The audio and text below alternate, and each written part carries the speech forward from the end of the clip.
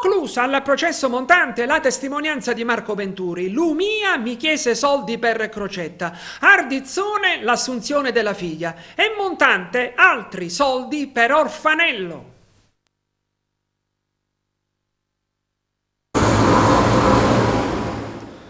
Innanzi al Tribunale di Caltanissetta si è conclusa un'altra udienza del processo ordinario, tecnicamente il CUVA più 16, a carico di 17 imputati nell'ambito dell'inchiesta sul cosiddetto sistema Montante, ovvero presunti gregari dell'ex presidente di Confindustria Sicilia, Antonello Montante. Ebbene, in calendario è stato l'esame di uno dei principali testimoni citati dalla Procura e uno dei principali accusatori di Montante, ossia l'ex assessore regionale alle attività produttive Marco Venturi. Lui si è soffermato in particolare sui finanziamenti illeciti che avrebbero pagato alcuni imprenditori a sostegno nel 2012 della campagna elettorale dell'ex presidente della regione Rosario Crocetta. E anche lui, Venturi, sarebbe stato invitato a pagare un contributo e ha raccontato: Beppe Lumia venne a trovarmi nella mia azienda per chiedermi un contributo e poi al telefono mi disse che sarebbe passata a trovarmi la segretaria di Crocetta. In effetti la segretaria venne a trovarmi, ma io mi rifiutai.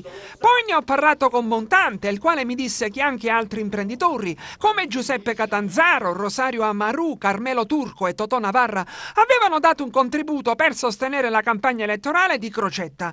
Montante mi disse che Catanzaro e Navarra avevano versato 150.000 euro, altri avevano versato tra i 10.000 e 20.000 euro. Avrei dovuto prendere i soldi e portarli nella casa di Crocetta a Tusa. Io mi rifiutai. E poi Marco Venturi ha ricordato altre proposte di cortesia negate o concesse e ha raccontato: il comandante provinciale della Guardia di Finanza di Caltanissetta, il colonnello Gianfranco Ardizzone, mi chiese se poteva assumere sua figlia che si era trasferita da poco a Caltanissetta. Dissi che non potevo. Chiamai l'imprenditore Massimo Romano e gli chiesi se aveva disponibilità. Poi so che Romano l'assunse al consorzio Confidi di Caltanissetta. E quanto al maggiore Ettore Orfanello, so che la sua compagna, in precedenza alle dipendenze di un supermercato a Caltanissetta di Massimo Romano, venne assunta dallo stesso Romano al Confidi di Caltanissetta.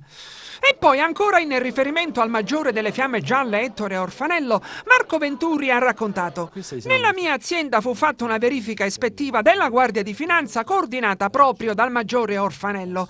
La verifica si chiuse regolarmente, visto che non era stata riscontrata alcuna irregolarità.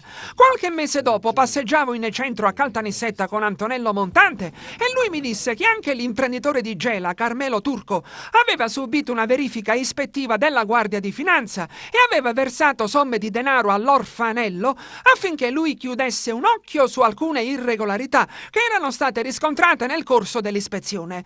A quel punto Montante mi fece presente che avrei dovuto pagare la somma di 2.500 euro al maggiore Orfanello, lasciandomi intendere che anche nel mio caso era stato chiuso un occhio grazie ai suoi rapporti con Orfanello, ma mi rifiutai. Anche perché durante l'ispezione non era stata riscontrata alcuna anomalia in relazione alla mia azienda. Tutto ciò provocò un forte disappunto di Montante, che aveva poi lasciato cadere il discorso. Si è parlato di altro. Oggi ci troviamo con